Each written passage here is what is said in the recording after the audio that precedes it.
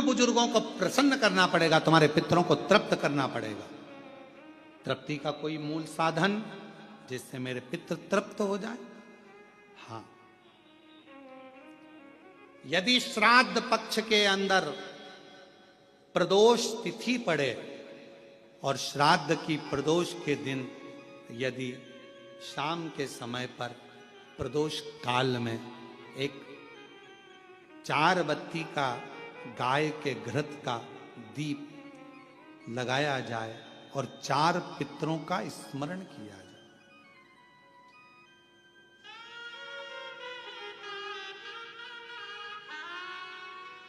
चार पितरों का स्मरण करो, वो 4 बत्ती का दीपक जलाकर। पहले अग्नि स्वधा पितर, दूसरे वर्षद पितर, तीसरे आज्ञ पितर और चौथे सोमपति पितर। इन 4 पितरों को नमन करो, प्रणाम करो और वो 4 बत्ती का दीपक या तो पीपल के वृक्ष के नीचे या मेरे शिवालय में जो प्रदोष के दिन अंकित कर देता है, जला देता है, प्रकट कर देता है। जो मन से मांगता है पितृ और शिव उसके भंडार कभी खाली नहीं करता, उसकी झोली भरा आ जाती है, भरा। कौन से दिन? श्राद्ध पक्ष में जो प्रदोष आए, प्रदोष के दिन प्रदोष काल में दीप प्रकट करने की बड़ी महत्वता है। आपने 16 दिन अगर ब्राह्मण को भोजन नहीं कराया है, 16 दिन अगर तुमने अन्नदान नहीं करा है, 16 दिन अगर कोई दान नहीं दिया है, तो भी यदि प्रदोष के दिन श्राद्ध पक्ष में जो प्रदोष आएगी, उस प्रदोष के दिन श्राद्ध पक्ष के 16 दिन के अंदर जो प्रदोष आए, प्रदोष काल में चौमुखी दिया 4 पितरों का जिनका नाम अभी वर्णन किया उनका स्मरण कर कर यदि प्रज्वलित किया जाए तो उसका फल अधिक मिलता है। और जो कामना कर कर हम दीप लगाते हैं वो कामना हमारी वर्ष भर पूरा नहीं होता और बाबा उस कामना को पूर्ण कर देता है, पितृ पूर्ण कर देता है। तो अपने पितरों का नाम लो और लगाओ, क्योंकि ये 4 पितृ 4 दिशाओं से हमको सुरक्षित रखते हैं। अग्निस्वध पितर हमारे पूर्व दिशा से हमें सुरक्षित रखते हैं। वर्षद पितर हमें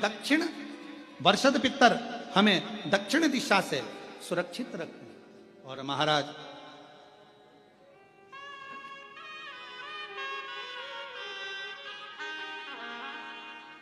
आग्नेय पितर ये हमें पश्चिम दिशा से सुरक्षित रखते हैं और सोमपति पितर ये हमें उत्तर दिशा से सुरक्षित रखते हैं। ये वो पितर हैं जिनका नाम लेकर यदि प्रदोष काल में प्रदोष के दिन श्राद्ध पक्ष में अगर दीप 4 बत्ती का घृत का लगाया जाता है, या तो शिवालय में या पीपल के वृक्ष के नीचे, अगर वहां नहीं लगा सकते तो तुलसी के पौधे के नीचे उसके सामने, या बट वृक्ष के सामने, या आंवले के वृक्ष के सामने, या बेलपत्र के वृक्ष के सम्मुख में, कहीं पर भी अगर इस दीप को लगाया जाता है और शिव का नाम लेकर उसको प्रज्वलित किया जाता है तो पितृ और शिव आपका कार्य सफल जरूर करते हैं और रक्षा जरूर करते हैं। हम तो यहां तक कहेंगे, किसी को स्वप्न आते हो, स्वप्न में भय हो जाता है, बच्चा एकदम रोकर उठ जाता है, चिड़चिड़ा हो जाता है, व्यक्ति के अंदर द्वेष उत्पन्न होने लगता है, क्रोध आने लगता है, बहुत ज्यादा टेंशन है, डिप्रेशन है, मानसिक चिंता है, उसको हम कहेंगे इस दीप को जरूर जला, उसको लगाना चाहिए। पितरों का नाम लेकर, 4 पितरों का स्मरण कर कर राजा रुचि ने अपने पितरों के निमित्तार्थ ये कर्म किया। तभी इस कर्म को जैसे ही करा था, करते ही राजा रुचि को जो चाहिए था वो मिलने लगा। सामने से एक नदी के सम्मुख से एक स्त्री, सामने से एक सुंदर अप्सरा ब्रह्मलोचना निकल कर बाहर आई और जैसे ही आई पूछा राजा रुचि ने, तुम कौन हो? कहा, मैं अप्सरा हूं ब्रह्मलोचना। आपने पितरों को तृप्त करा है दीप लगाकर, क्या चाहिए तुम्हें? मेरा विवाह नहीं हो रहा, कोई कन्या चाहिए। राजा वरुण की पुत्र की पुत्री मालती, जो तुम्हें इसी स्थान पर, जहां तुमने शिव की आराधना करी है, शंकर की आराधना करी है, जहां तुमने पार्थिव बनाकर पूजन करा, इसी भूमि पर वो मालती का दर्शन होगा। उस मालती से तुम्हारा विवाह होगा और तुम्हारे घर में पुत्र रत्न की प्राप्ति होगी, तुम्हारा वंश बढ़ेगा और तुम्हारे पितृ हमेशा तुम्हें वर प्रदान करेंगे। बस वो मालती का प्राकट्य होता है और वरुण के पुत्र की पुत्री मालती का सम्मुख में आना, रुचि के साथ विवाह और दोनों का निवास करना।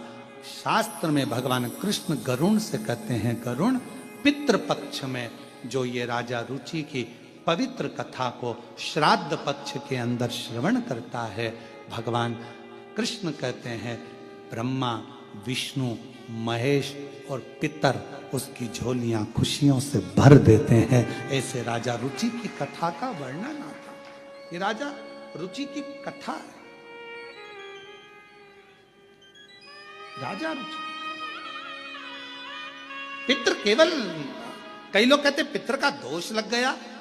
नाना भाई,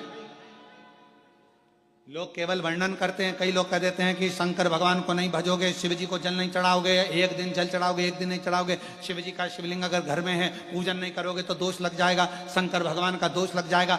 शिव कभी भी बद्दुआ नहीं देते। जैसे एक बाप एक पिता अपने बेटा बेटी को कभी बद्दुआ नहीं देते। अगर चिल्लाकर बोल भी देंगे अपनी बेटी को अपने बेटे को तो बाद में उसको वर ही देंगे, है तो बेटी ही ना, है तो बेटा ही ना। मेरा शंकर भगवान कभी बद्दुआ नहीं देता, मेरा शिव कभी बद्दुआ नहीं देता, मेरा वो घड़दानी कभी अपशब्द नहीं कहता, वो तो वर देता। और महादेव नमन चरणों में, महादेव नमन, सब बोलिए सब, महादेव नमन चरणों में स्वीकार कीजिए, सबका किया है मेरा उद्धार कीजिए, उद्धार कीजिए।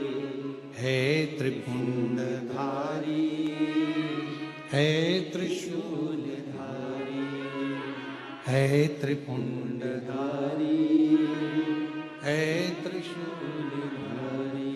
चरणों में तेरे बाबा जी पावन है चारों धाम, चरणों में तेरे बाबा जी पावन है चारों धाम।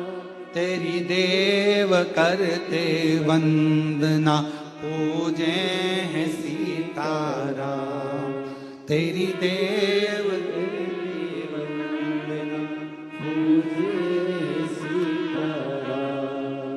हो जाए पूरी कामना, हो जाए पूरी कामना, वरदान दीजिए, सबका किया है मेरा भी उद्धार कीजिए, उद्धार कीजिए।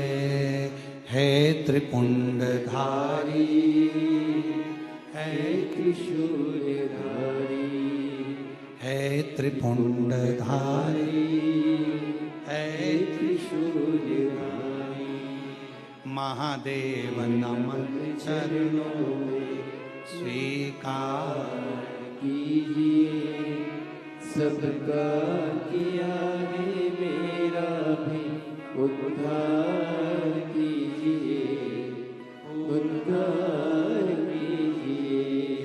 हे त्रिपुंडधारी, हे त्रिशूलधारी। बाबा इतनी करुणा करिए, इतनी दया करिए, दया।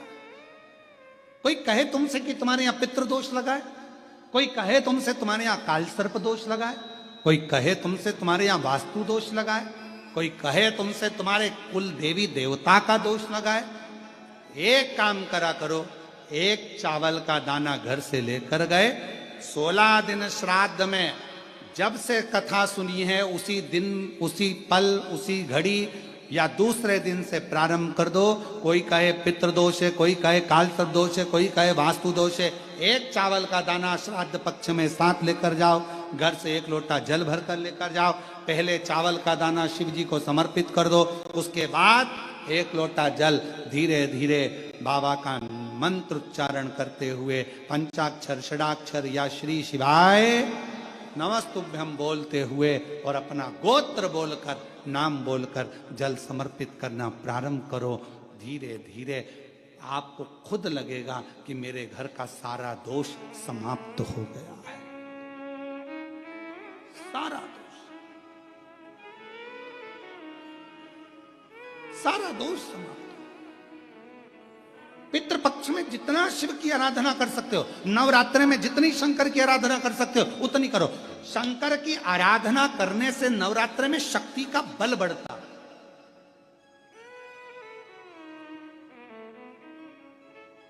शक्ति का बल। क्यों गुरुजी नवरात्रि में शंकर जी की आराधना क्यों करना चाहिए? हमने कहा अगर माता रानी से जो मांगना है तुम्हें, अगर तुमने नवरात्रि में शिव जी की आराधना करिए, शंकर की कथा सुनिए, शंकर की आराधना करिए, शिव स्तुति करिए, शंकर को एक लोटा जल चढ़ाया, मां आद्य शक्ति तुम्हारे पर कृपा करेगी। क्यों? क्योंकि जिस स्थान पर शिवलिंग रखा होता है और जो हस्त कमल है वो मां पार्वती, जगत जननी दुर्गा भवानी है। जब हम जल चढ़ाते हैं मां आद्य शक्ति अम्बा जगदम्बा 64 योगिनियों पर वो जल चढ़ जाता है और जगत जननी नवरात्र में प्रसन्न हो जाती है। वो जल की इतनी महत्वता है। आद्य शक्ति को प्रसन्न करना है, नवरात्र में शिव जी को जल चढ़ाओ।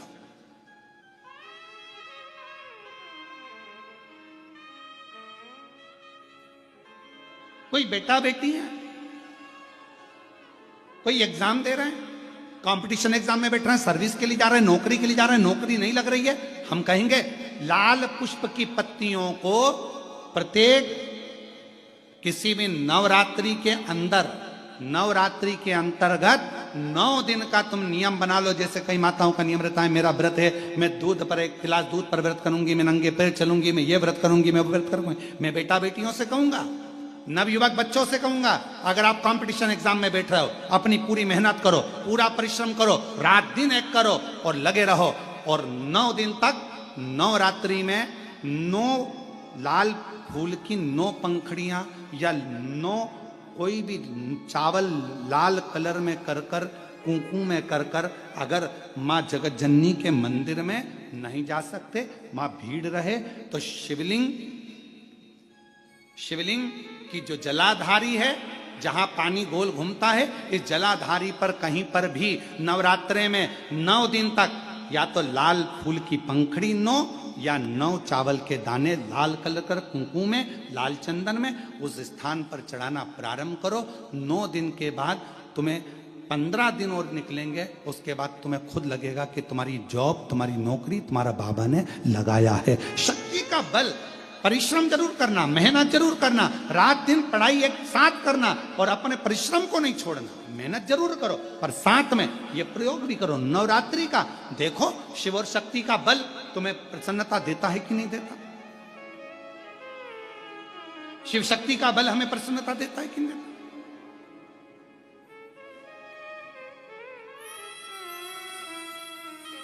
अब कई लोग ऐसे होते हैं, हम नवरात्रि आई है, माता रानी को भज रहे हैं, जगत जननी दुर्गा भवानी को भज रहे हैं, पर शिव जी के मंदिर तक नहीं जा रहे, समय नहीं मिल रहा मंदिर जाने का, क्योंकि माता जी के मंदिर जाते हैं, माता जी को प्रणाम। अरे उस शंकर को पहले भजो, सवेरे उठते से ही पहला एक लोटा जल शिव को, क्योंकि उसी के माँ जगत जननी हस्तकमल पर जल जाना जरूरी है। शंकर का चढ़ा वो हमें फल प्रदान करे, सुख दे, आनंद का। और महादेव नमन चरणों में स्वीकार कीजिए, सबका किया है मेरा भी उद्धार कीजिए, उद्धार कीजिए। हे त्रिपुंडधारी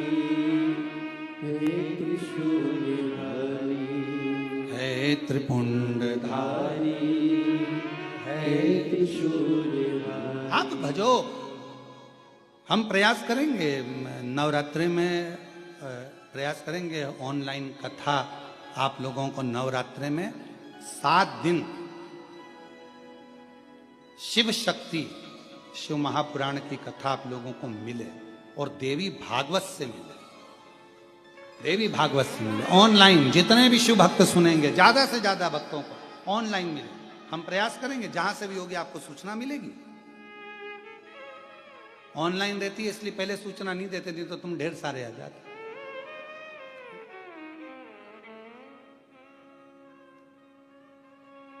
जहां से भी होगी नवरात्रि में मां जहां पर कृपा कर देगी और जहां मेरे शिव जी की कृपा हो जाएगी, तो नवरात्रि के 7 दिन जहां से भी सुनने को मिल जाएगी, सुनेंगे, आनंद लेंगे।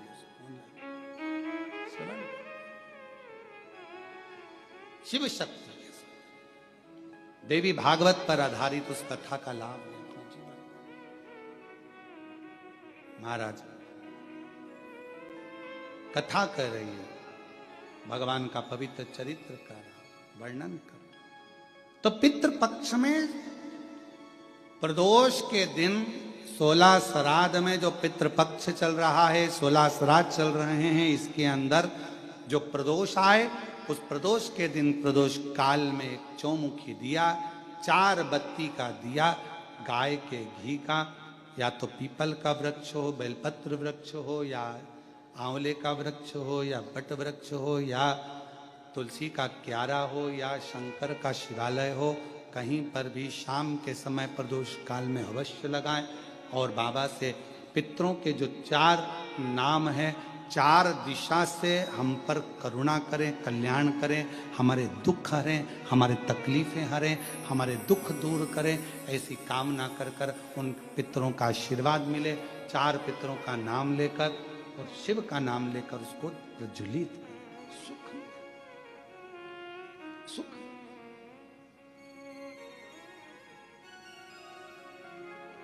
आनंद की अनुभूति। शिव तत्व की प्राप्ति का केंद्र बिंदु है। कोई कहे तुमसे कि महाराज हमको ये दोष, अरे क्या दोष, शिव हैं, भगवान शंकर हैं। और जिसके सिर ऊपर तेरा हाथ प्रभु, सो दुख काहे का होवे प्रभु, तो दुख काहे का होवे प्रभु। जिसके सिर ऊपर तेरा हाथ प्रभु, तो दुख काहे का होवे प्रभु, तो दुख काहे का होवे। जिसके सिर पर भगवान शंकर का हस्त कमल हो, गुरु का हस्त कमल हो, और भगवान शंकर पे चढ़े हुए जल का प्रोक्षण हमारे मस्तक पर यदि हो जाता है, तो शिव का हस्त कमल हमारे सिर पर रहता है, तो दुख कैसा, तकलीफ कैसा।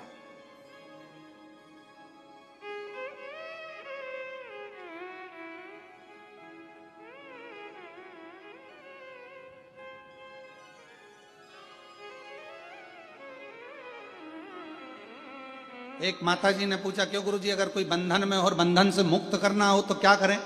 शंकर भगवान के 11 शिव मंदिरों में जाइए, 11 रुद्र का नाम लेकर, एक एक रुद्र का, आप गूगल पे सर्च करेंगे, मोबाइल पर सर्च करेंगे, या शिव पुराण में पढ़ेंगे, स्कंद पुराण में पढ़ेंगे, तो 11 रुद्रों का अलग अलग नाम है। एक मंदिर में जाओ, एक रुद्र का नाम लो, जल चढ़ाओ, उसको कटोरी में झलको। दूसरे मंदिर जाओ, दूसरे रुद्र का नाम लो, उसका जल लाओ। 11 रुद्र का जल एकत्रित कर कर जो बंधन में है उसको आचमन कराओ। अगर पानी नहीं दे सकते तो भोजन में मिलाकर, कोई भी चीज में मिलाकर उसको दो, रुमाल गीला कर दो, कैसे भी देकर उसके, अगर वो जल का प्रोक्षण मुंह के अंदर उसके शरीर पर पड़ेगा, वो बंधन से भी मुक्त हो जाता है। 11 रुद्र कृपा करना प्रारंभ, शिव तत्व की प्राप्ति, भले क्यों ना मिले। कथा कर रही है, आगे वर्णन आया भगवान के सुंदर स्वरूप का, भगवान शंकर और माँ गंगा के दर्शन का आनंद सुख पाया। आज कथा में माँ गंगा के साथ शिव जी का दर्शन इसलिए करा रहे हैं दूसरे दिन की कथा में, क्योंकि श्री शिवाय नमस्तुभ्यं दोस्तों, हर हर महादेव। 12 सितंबर दिन शुक्रवार श्राद्ध पक्ष की षष्ठी तिथि को अगर किसी को पितृदोष है, कोई भी दिक्कत है, तो वो लोग पितृ को खुश करने के लिए यह उपाय अवश्य करें। उनको करना क्या है, उनको तृप्त करने के लिए अगर श्राद्ध पक्ष में के अंदर प्रदोष तिथि पड़ती है तो उस दिन शाम के समय प्रदोष काल में एक गाय के घी का दीपक अवश्य जलाएं और चौमुखी वाला दीपक अवश्य जलाएं और 4 पितरों का नाम लेकर उनका स्मरण करके पहले अग्निसुधा पितर, दूसरे वर्षत पितर, तीसरे भाग्य पितर तथा चौथे सोमपति पितर का चारों का नमन करके अगर ये चौमुखी दीपक पीपल के वृक्ष के नीचे या शिव मंदिर में अगर कोई रख देता है तो उसकी सारी मनोकामनाएं पूर्ण होती है। उसको कभी भी धन की कमी नहीं होती, उसकी सारी मनोकामनाएं पूर्ण होती है। श्री शिवाय नमस्तुभ्यं, हर हर महादेव।